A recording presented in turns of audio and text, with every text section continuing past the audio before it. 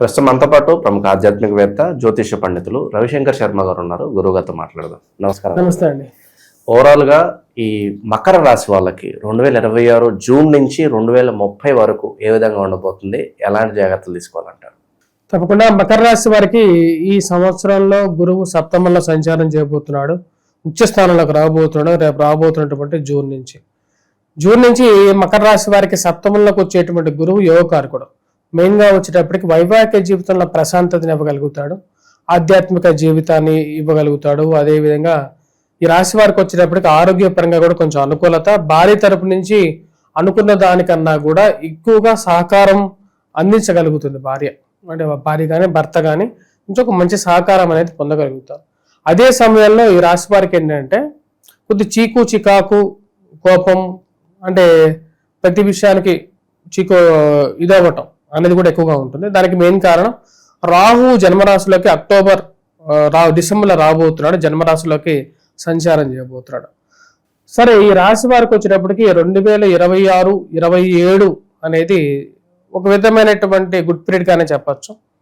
కాకపోతే ఆరోగ్యపరంగాను అనవసరమైనటువంటి తగాదాల గురించి కొంచెం జాగ్రత్తలు అనేవి తీసుకోవాలి. ఈ రాశి వారికి మెయిన్గా వచ్చేటప్పటికి 2026 డిసెంబర్ నుంచి కూడా కొంచెం జాగ్రత్తలు, ఎక్కువగా స్ట్రెస్ అవ్వకుండా అనవసరమైనటువంటి విషయాలకి దూరంగా ఉండడం అనేది మంచిది, చెప్పదగినటువంటి విషయంగా చెప్పచ్చు. కోర్టు వ్యవహార సంబంధితమైన విషయాలు కానీ అనవసరమైనటువంటి తగాదాలు కానీ దూరంగా ఉండాలి. ప్రాపర్టీస్ పరంగా ఎప్పుడు అనుకూలంగా ఉంటుందంటారు? స్థిరాస్తులు, చరాస్తులకి ఈ రాశి వారికి స్థిర చరాస్తులు కొనడానికి ఈ సంవత్సరం 2026 జూన్ తర్వాత బాగుంటుంది. గురుబలం బాగుంది కాబట్టి ఇది మిస్ అయితే ఈ రాశి వారికి వచ్చేటప్పటికి 2030 బాగుంటుంది. ఈ రాశి వారికి 2029 ఆగస్ట్ 25 వచ్చేటప్పుడు వృశ్చిక రాశిలో గురు సంచారం ఉంది, అంటే లాభస్థానంలో గురు సంచారం ఉంది. సో 2029 ఆగస్ట్ 25 టైంలో కొనవచ్చు ఈ రాశి వారు. ఆ లాభస్థానంలో గురు సంచారం యోగాన్ని ఇస్తుంది. దానికన్నా ముందు జూలై 24 జూన్ 2028 ఆ టైంలో కూడా చాలా అనుకూలంగానే ఉంటుంది, ఉద్యోగపరంగా అనుకూలంగా ఉంటుంది.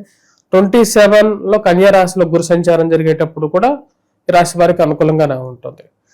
కాకపోతే అంటే అర్ధాష్టమ శని ఉంది కాబట్టి కొంచెం జాగ్రత్తగా కొనాలి ఈ టైంలో కొనేటప్పుడు. స్పెసిఫిక్గా వచ్చేటప్పటికి 2030 అంటే 2029 ఆగస్ట్ 25 తర్వాత అయితే ఎటువంటి ప్రాబ్లం ఉండదు. విదేశాల పరిస్థితి అంటే ఎప్పుడు ప్రయత్నించవచ్చు అంటారు? భాగ్యస్థానాల్లో గురు సంచారం జరిగేటప్పుడు విదేశయానం చేయాలి ఎప్పుడైనా సరే, ఎవరైనా సరే కూడా. అంటే లక్ ఫ్యాక్టర్ అనేది ఆ టైంలో ఎక్కువగా ఫేవరబుల్ గా ఉంటుంది. సరే, లక్ ఫ్యాక్టర్ ఈ రాశి వారికి కన్యా రాశిలోకి సంచారం చేసేటప్పుడు యోగాన్ని ఇస్తుంది. అంటే మెయిన్ గా కన్యా రాశిలోకి 2027లో నవంబర్ 26న కన్యా రాశిలోకి సంచారం ఉంది. ఆ టైంలో కన్యా రాశిలోకి గురు సంచారం జరుగుతున్నప్పుడు వాళ్ళు విదేశానికి ట్రై చేసుకోవటం సరిపోతుంది. అంటే 2026, 27 వాళ్ళు నీరు కొంచెం హోల్డప్ చేసుకోవాలి. ఈ సంవత్సరం కూడా వీళ్ళు ట్రై చేయొచ్చు, బట్ స్టిల్ అనేది కాస్ట్లీగా ఉంటుంది. ఇప్పుడు ట్రై చేసేటువంటి కొన్ని ప్రయత్నాలు కొంచెం ఎలా ఉంటాయంటే కొంచెం కాస్ట్లీగా ఉంటాయి. ఇప్పుడు ఈ సంవత్సరంలో కూడా ఈ రాశి వారు కొంచెం కోపాన్ని తగ్గించుకొని కంట్రోల్గా ఉండాలి, ఎందుకంటే రాహు యొక్క ప్రభావం అనేది ఉంది. ఈ సంవత్సరం ఉంది, నెక్స్ట్ ఇయర్ కూడా ఉంది. మరి ఈ రాశి వారికి వచ్చేటప్పటికి వైవాహిక జీవితంలో కొంచెం ప్రశాంతత అనేది ఈ సంవత్సరం చూడగలుగుతారు. అంటే 2026 జూన్ నుంచి బాగా కొంచెం ప్రశాంతంగా ఉంటుంది. కానీ ఈ రాశి వారికి 2027 జూన్ తర్వాత అర్ధాష్టమ స్థితిలోకి శని రాబోతున్నాడు. అర్ధాష్టమ శని ఎటువంటి ప్రాబ్లమ్ క్రియేట్ చేస్తాడంటే క్షేత్రాదులను నాశనం చేస్తాడు అనమాట. అంటే ఏంటి, ఫైనాన్షియల్ అసెట్స్ ఏవైతే ఉన్నాయో రావలసినటువంటి డబ్బు కానీ లేకపోతే ఇన్వెస్ట్ చేసినటువంటి డబ్బు కానీ విషయంలో కొంచెం ప్రభావాన్ని చూపించేటువంటి విషయంగా ఉంటాడు. కాబట్టి 2027, 28 ఈ 2 సంవత్సరాల 6 నెలల 12 రోజులు, అంటే 2027 to 28, 28 to 29, 29 హాఫ్ పార్ట్ కూడా వచ్చేటప్పటికి ఇక అర్ధాష్టమ శని జరుగుతూ ఉంటుంది. అర్ధాష్టమ శని జరుగుతూ ఎప్పుడైతే స్టార్ట్ అవుతుందో అదే సమయానికి గురువు అష్టమంలోకి వెళ్ళిపోతున్నాడు. అష్టమంలోకి వెళ్ళినటువంటి గురుబలం తగ్గిపోతుంది. అదే సమయానికి వచ్చినప్పటికీ ఇటు పక్కన మనకు అర్ధాష్టమ శని స్టార్ట్ అయిపోతున్నది.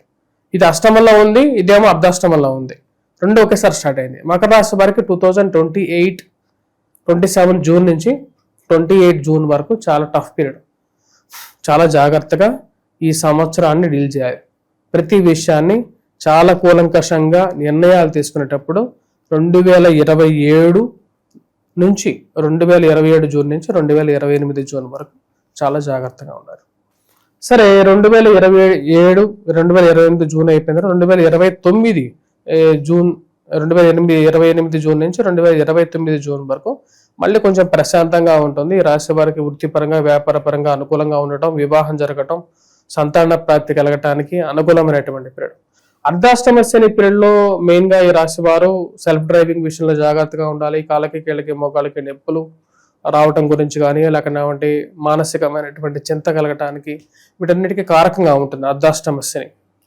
ఆ అర్ధాష్టమ శని పీరియడ్ లో 2 years 6 months 2027 జూన్ నుంచి 2029 2030 అనుకోండి, ఇంకా అప్రాక్సిమేట్ గా ఆ పీరియడ్ లో 2 years 6 months 12 days కాబట్టి 29 ఆల్మోస్ట్ హాఫ్ లో పైన కవర్ చేస్తుంది. కాబట్టి ఆ పీరియడ్ లో కూడా చాలా కంట్రోల్ గా ఉండాలి. ఆ టైంలో వెంకటేశ్వర స్వామి దేవాలయ దర్శనం, అఘోర పాశుపత హోమాన్ని కూడా ఆ టైంలోనే చేయించాలి. అంటే 2027 జూన్ తర్వాత కొంచెం ముందు కానీ ఈ రాశి వారు అఘోర పాశుపత హోమాన్ని చేయించుకుంటే కొంచెం ఈ యొక్క శని ప్రభావాన్ని తగ్గుతుంది. అదేవిధంగా ఈశ్వర కటాక్షాన్ని పొందగలుగుతారు ఈ రాశి వారు.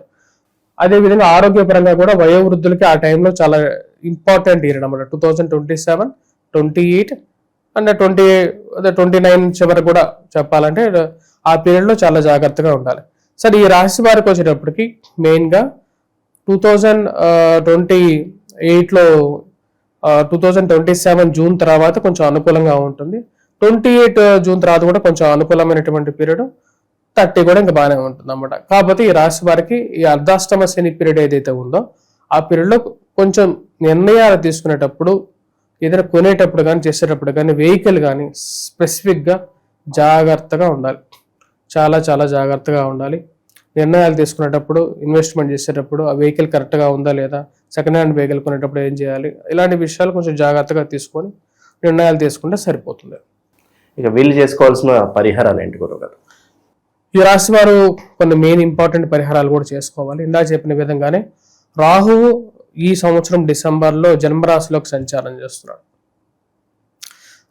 రాహువు ఎప్పుడైతే జన్మరాశిలోకి సంచారం చేస్తున్నాడో దాని యొక్క ప్రభావం ఎలా ఉంటుంది అంటే చికాకులు ఎక్కువ పెట్టేవాళ్ళు ఎక్కువ అవుతారు. అంటే చేసేటువంటి పని మీద కాన్సన్ట్రేట్ చేసేటువంటి సమయంలో ఎవరొకరు వచ్చి డిస్టర్బ్ చేసేవాళ్ళు, ఇలాంటి వాళ్ళు ఎక్కువగా ఉంటారు అన్నమాట. అంటే నువ్వు నీ లైఫ్ని నువ్వు జీవిస్తూ ఉంటావు ప్రశాంతంగా, మధ్యలో వచ్చి మీ లైఫ్ని డిస్టర్బ్ చేసేవాళ్ళు ఉంటారు.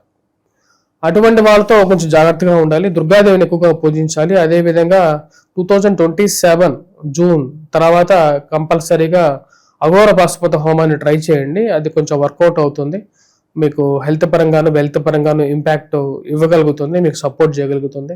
మీకు అవసరం ఉన్నటువంటి వారు మమ్మల్ని సంప్రదించవచ్చు. మేము కూడా అఘోర పాశుపత హోమాన్ని మీకు జాతకరీత్యా ఏ సమయంలో చేస్తే కరెక్ట్గా ఉంటుందో దాని ప్రకారంగా మనం ప్లాన్ చేసి చేయించవచ్చు. అదేవిధంగా దుర్గా సప్తశతి సమేతంగా దుర్గా మరియు అదేవిధంగా నవచండీ హోమాన్ని కూడా చేయించగలుగుతాం. ఇంట్రెస్ట్ ఉన్న వాళ్ళు సంప్రదించవచ్చు. లేనటువంటి వారు మీరు 2026 డిసెంబర్ నుంచి దుర్గాదేవిని పూజించడం, అదేవిధంగా వచ్చేటప్పటికి ఈ యొక్క వెంకటేశ్వర స్వామి దేవాలయ దర్శనం చేసుకోండి. అర్ధాష్టమ శని స్టార్ట్ అవగానే శనికి నువ్వుల దానం ఇవ్వటం, అదేవిధంగా వచ్చేటప్పటికి తైలాభిషేకం చేయించడం, ఇవన్నీ కూడా రెగ్యులర్గా చేస్తూ ఉండాలి. మంచి విశ్లేషణ అందించారు. ధన్యవాదాలు సార్.